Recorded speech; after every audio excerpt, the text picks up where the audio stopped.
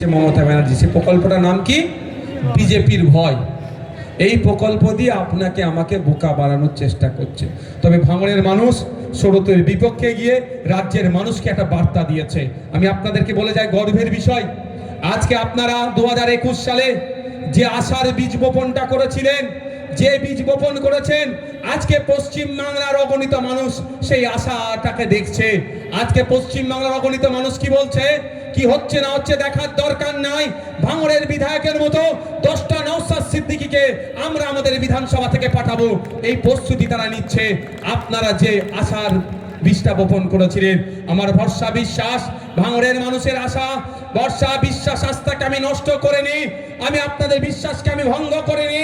2021 সালে বিজেপি চলে আসবে বলে, বিজেপি চলে আসছে সিএনআরসি করে তাড়িয়ে দেবার ভয়ে, এই মিথ্যাচার করেছিল বলে ভাঙড়ের বেশ কিছু বয়স্ক আর কিছু মায়েদের ভোট আমি পাইনি। কিন্তু এই 4 বছরে ভাঙড়ের বয়স্ক মায়েরা বুঝে গিয়েছে যে একজন বিধায়কের কতটা ক্ষমতা, একজন বিধায়কের যদি 294-93টা বিধায়কের উপরে ভারী পড়তে পারে, তাহলে একজন বিধায়কের কতটা ক্ষমতা।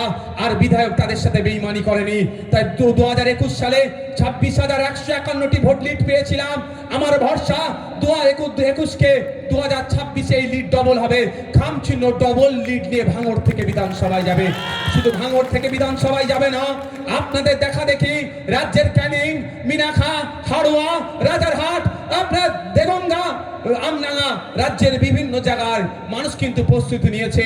তারাও চাইছে আগামী দিনে বিধানসভায় তাদের পক্ষ থেকে পাঠাবে আপনাদের সাথে।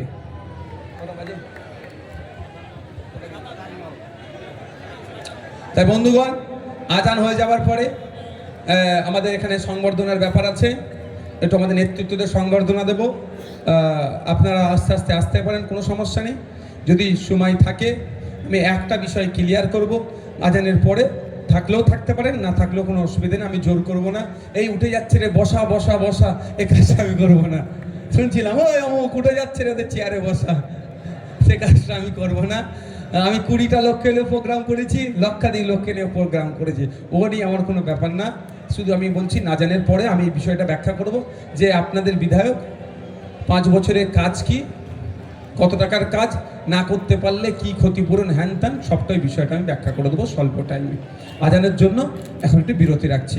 আচ্ছা, আমাদের মধ্যে এসে উপস্থিত হয়েছে দক্ষিণ চব্বিশ পরগনা জেলা সভাপতি, আপনাদের ভাঙড়ের ভূমিপুত্র, শ্রদ্ধেয় সম্মানীয় আব্দুল মালিক মোল্লা সাহেব, তাকে বরণ করে নিচ্ছে।